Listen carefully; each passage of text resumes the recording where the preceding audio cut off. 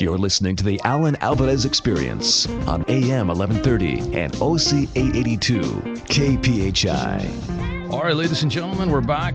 Nandito na po tayo ulit. And we're here on our local artist spotlight. And for this afternoon, mga kababayan, we have somebody very, very special.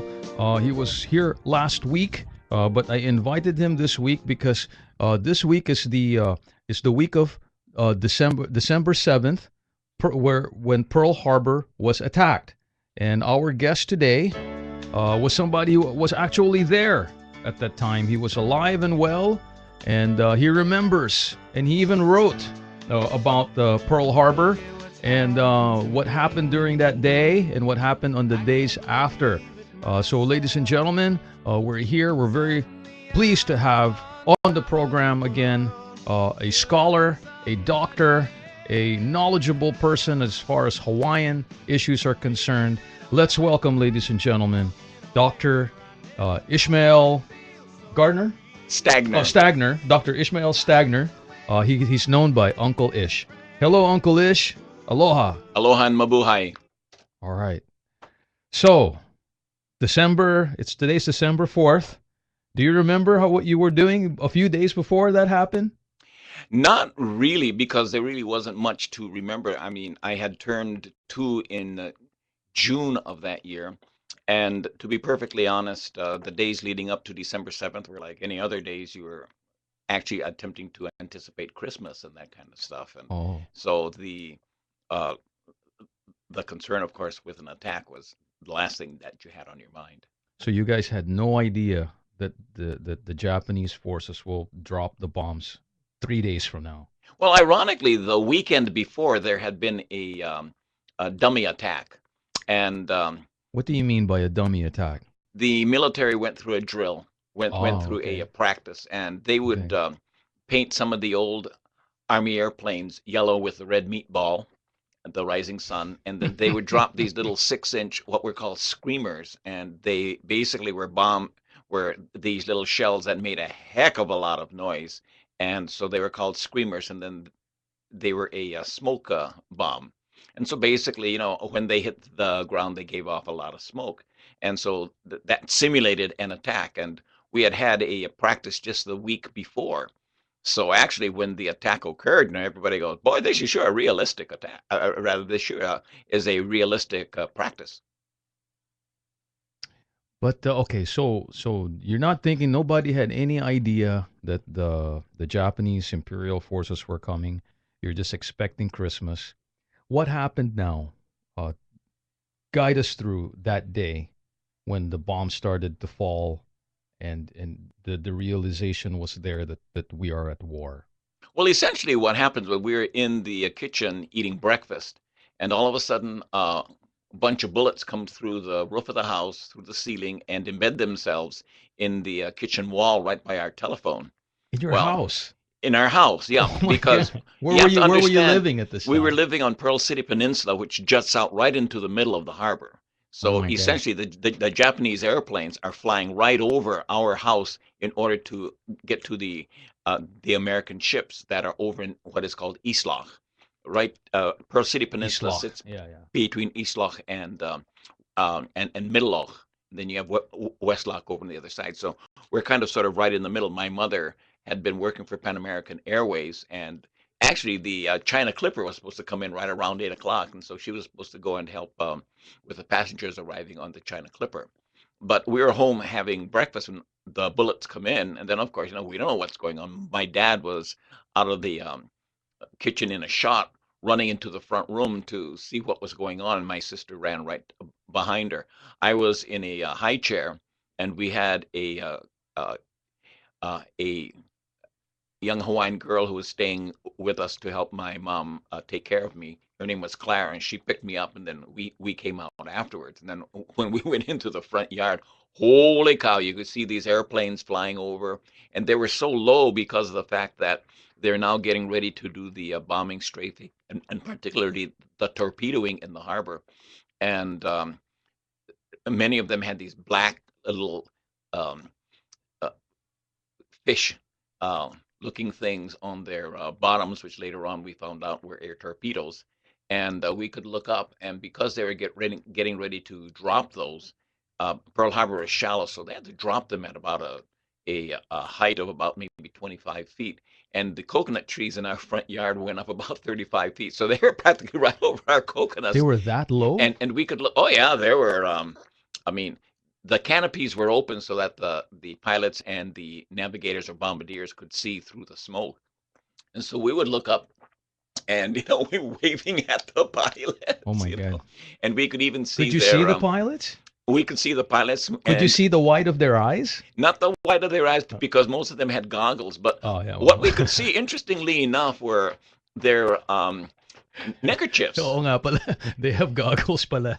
Yeah. Yeah, they had neckerchiefs, and Yeah, later on neckerchiefs. we found out that the neckerchiefs had uh, different purposes. You had the yellow neckerchiefs, you had the red neckerchiefs, you had the white neckerchiefs. And for example, I met a Japanese pilot long after the war was over. In fact, at the time of the 50th anniversary, and his name was Zenji Abe, and he gave me a picture of him as he was posing in front of his airplane prior to flying off the Japanese carrier, the Akagi, that morning, and he had a white um, neckerchief on. And so that's how the units identified themselves. And I remember looking up, for example, and seeing, I think it was a red neckerchief. And I'm going like, oh my goodness gracious. Um, okay, I've gone to the Arizona Memorial. I've gone to the Pearl Harbor tour numerous times, and when I see the movie, I always get chills. It never fails. I always feel really really bad, because of the destruction that happened there. How was it actually? I know you were small, but was the feeling of doom, gloom, and all those things, was it there at that time? Well, essentially, you didn't know what was going on. So the first thing that was happening was confusion. And you're just wondering what is taking place, what is going on, what is happening. And then, of course, there's the absence of information. You don't know what's going It's on. true. And eventually, we had a radio in our front house, which we turned on so that we could hear anything. But then, of course, the news was to a large extent sporadic. And finally, the announcement came: air raid Pearl Harbor. This is not a drill. This is the real McCoy. And then they said, all medical personnel and military uh, personnel report to your stations. And then afterwards, we got another report from the governor. At that time was Governor Poindexter, and he said he was turning over the control of the islands under martial law to General Emmons, who at that time was or was it General Short, who was the commanding army general. And so we went under martial law. And the first thing they did was they turned off the radio. My And goodness. so now for sure, we were cut off, and we didn't know what was going on. And of course, the first thing you want to do is to try and see if you can get away from the place.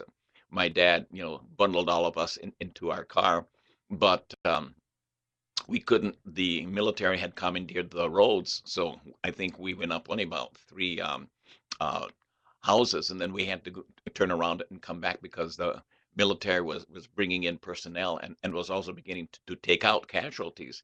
Oh They my had God. control of the roads, so we had to stay off of the roads. Later on, after the second wave, and we didn't know whether or not anybody was coming or not, but we were able to go to another part of the peninsula and to take a look at the harbor, and that's when we got a idea of the enormity and the seriousness of the attack. Because up until that time, I mean, Pearl Harbor was regarded as, the Gibraltar of the Pacific, unassailable and undefeatable. And all of a sudden, you see all of these big ships, and one was capsized right in front of us, and that was the USS Utah.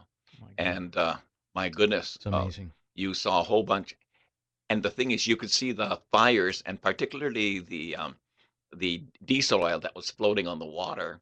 And so the water was on fire. But every place you saw these dark black plumes going up. And so, and then of course, sirens everywhere. If you think something is interesting in Hawaii now with a siren occasionally in Waikiki or elsewhere, this kind of stuff, you said That's nothing. sirens are going on all over the The place. The island. fire engines, the ambulances, the police cars, everybody's got a siren going. And then, of course, you have the regular sirens that are the civilian sirens now telling people to basically stay in their yards or to leave the streets available for emergency and military vehicles. Wow. Um, Uncle Ish. Okay, so at the time of the war, okay, they're there. They dropped the bomb. All these things were happening. Um, we talked last week that Oahu was kind of a melting pot at that time. We had Filipinos here, Chinese, Japanese. We're all coexisting Yeah. at that time. Uh, what happened after the bombing? Was there, negative feelings towards the Japanese who were here by the other people, the Filipinos, the Chinese, the Portuguese, Americans?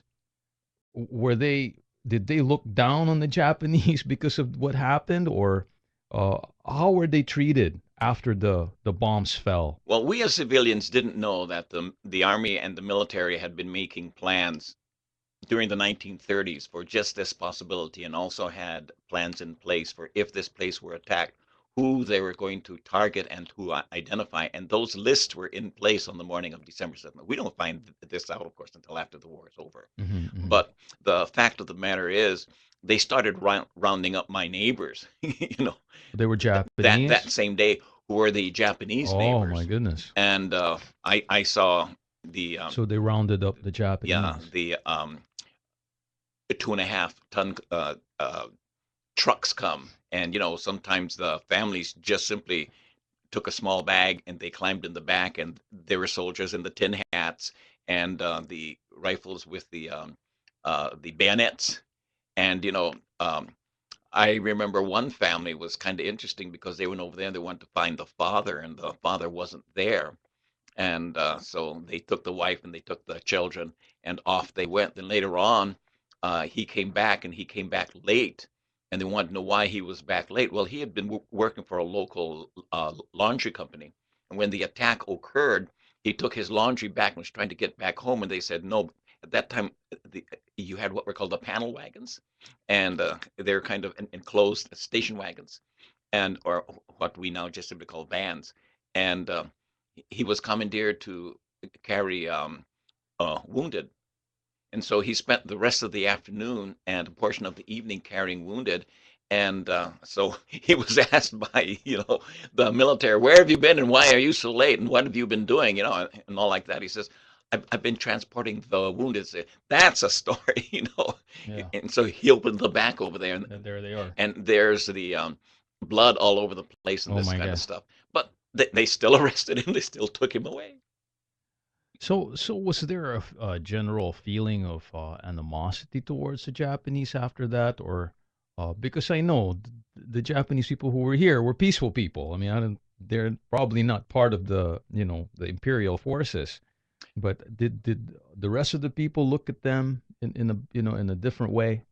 Well, it's kind of sort of like a family who has somebody that does something wrong, but the rest of the family gets blamed along with them here, and you have nothing to do with it, but all of a sudden Nothing the to do. blame comes on you.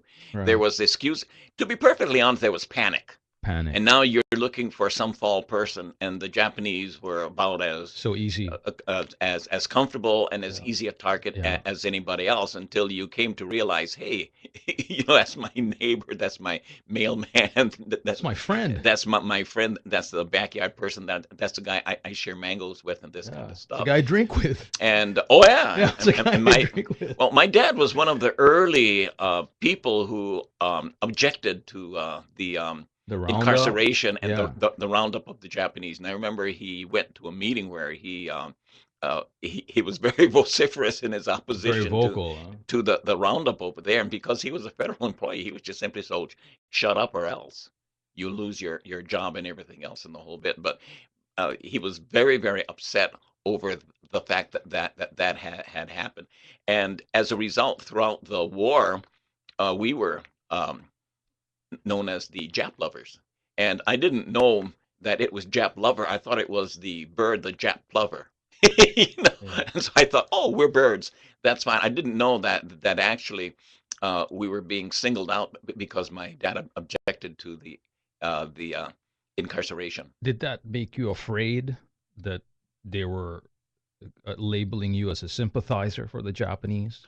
Uh, Not as much as might have been expected. Because I was always getting beaten up for various and sundry purposes. I didn't know if I was getting beaten up because we were Japanese sympathizers or not. I Or mean, just later they just want to on, beat me up. yeah, I mean, later on, I became one of the fastest kids runners in the territory and briefly established a 100-yard dash record just simply because I learned to run fast. But most of that was running from my cousins who wanted to beat me up when I was being raised in La Ie. But the fact of the matter was, it was interesting because they were Japs and they were Japs. And the bad Japs were the ones that you saw in the John Wayne movies. And I had friends of mine whose name were Takahashi and Fujimoto and Fujitani, and they would play the John Wayne part, and I'd have to play the dirty Jap, Hmm. and this kind of thing. Because the Japanese, all the ones I knew were very loyal people. And then later on, they Very were those that peaceful that, that people, joined and yeah, that joined the 100th Battalion, the to varsity fight against the volunteers, the Japanese. 442, Yeah. and went on to distinguish themselves. And I still see some of them now and their descendants and this kind of stuff. And boy, I mean, it's a classic example of how people can just simply get panic stricken and allow that panic to color their whole behavior. Okay, Uncle Ish, we're nearing the end. It's unbelievable, and I know we just got started, but what message do you have for everybody that now that you've lived through it, you've experienced it firsthand. I see here, ladies and gentlemen, Uncle Ish has pictures of him when he was a kid. He has a gas mask with his sister. What's your message, Uncle Ish, for us, for everybody who never went through? I've never been through a war. I know many people have. What is your message, Uncle Ish, for us? Well, see, as I said, I remember growing up and getting ostracized and beaten up because people thought that we were Jap lovers. And then later on, I remember basically later on when I went to graduate school, for example, at UCLA, I ran into a whole bunch of American Japanese who were part of what was called JPAL or JAPL, the Japanese American Political Action League, and they were beginning to study things like Manzanar and Topaz and all of that kind of thing. And so I got to hear their stories firsthand. And but I guess it wasn't until about maybe 1995, uh, let's see, 1991 when I got to be at the 50th anniversary, and I met some American survivors, and then some Japanese survivors, and I met a Japanese man who had been a pilot at Pearl Harbor by the name of Zenji Abe, and I listened to his story, and it was quite a touching story. And then I listened to the story of a Marine who had been on the USS West Virginia by the name of Dick Fisk, and I was amazed at how they had become friends over the years and how they had basically uh, gone through a very, very, I mean, almost to the point of suicide and everything else, drinking themselves nearly to death, trying to forget the horrors of the war. Dick had been at Iwo Jima, for example. But the fact of the matter was, they had now forged a friendship. And so everything I try to do now is see, one of the things that happened was while I was in high school, I had the opportunity to present lays as a Hawaiian high school student to a group of Japanese girls who were going to the mainland to have their faces uh, redone as a result of uh, the the atomic bomb on Hiroshima. These are called the Oh my Hiroshima God. maiden. Hmm. And it occurred to me as I was giving this lay to this one girl, and I got to see how horribly disfigured she was. When she had nothing to do with the decision to bomb Pearl Harbor, and I had nothing to do with the decision to bomb Hiroshima. But here we were, teenagers now, having to address the consequences of that and having to decide what we wanted to do, if we wanted to keep the bitterness or if we wanted to move beyond that.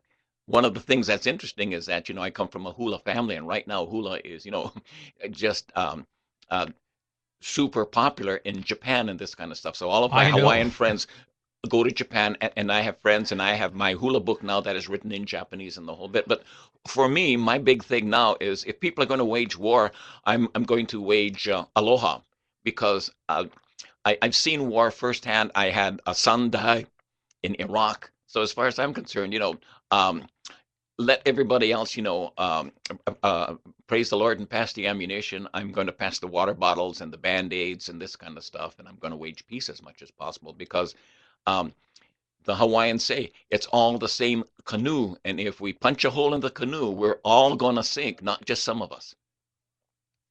Wow, fantastic, Uncle Ish, and thank you, for those kind words, those very wise words, and for this great time that you shared with us, your experience during the war. You said you're going to be speaking in the next few days because you're a relevant expert in this field. I don't know if I'm an expert. I just happen to have been a survivor. You're a It's kind of like survivor. sort of earlier this year I had cancer, and now I'm a cancer survivor. So I'm a Pearl Harbor survivor. I'm a Pearl Harbor civilian survivor. And You're see, a piece of sometimes, iron. well, everybody talks about the military survivors, but they were civilians, and we Sure. paid our price. And I had a playmate just down the street who was killed, whose name is on a plaque, this kind of stuff. So we were there. And so if anybody wants to be able to share, um, since I'm now almost 74 years old, I'm the youngest of the survivors. Almost everybody else who's still alive is in their 90s and this kind of stuff. And the message has got to be gotten out that we have got to make peace, and that we have got to be able to forgive, and we have got to be able to move on. Um, and so, yeah, I love speaking to young kids. I'll be at Kamehameha, and then later on, I'll be at another public school, and another Hawaii private school. Um, and high school, and I'll speak to anybody who wants me to come and speak to them, because um, again, this earth is a canoe, and we as Filipinos and Hawaiians are island people, and we know that if we don't take care of our canoe and we sink, everybody sinks, not just some of us. Very well said, Uncle Ish. All right, so on behalf of KPHI Radio, I just want to say again, thank you, Uncle Ish, for coming here. This is Dr. Ishmael W. Stagner II. Okay, he's a Hawaiian scholar, author, lecturer, and he's known as the warrior protected by heaven. And to pronounce that is Kekoa Manao Keakua Kapulani, right? Thank you very much, Uncle Ish, and I hope that this is a great week for you. I know you're going to be a wanted speaker this week, and but in the time following, I hope you wouldn't mind if you come back again and share with us your experience about Hawaii and the Filipinos. Oh, good night. I've been married to a Filipina. We've been together for over 50 years now. So, Wow. Okay. I mean, if nothing else, I am Filipino by digestion here. Everybody asks, what my favorite food is, and it's always, diniguan, dinatan, adobo, All right. sare-sare, the whole bit there. So, I mean, if you want the Filipinos and the Hawaiians to get along and everybody else, then, let's sit down and eat. I'm going to have you on the program again. Again, ladies and gentlemen, that was Dr. Ishmael W. Stagner II. He's known as Uncle Ish. Thank you, Uncle Ish. We'll see you again. Aloha and mabuhay. Mabuhay to everybody. Salamat.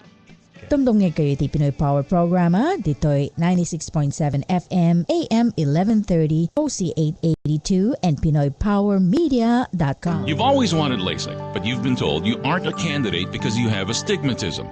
Well, here's great news. If you've been diagnosed with astigmatism, then McMahon Eye Institute of Hawaii can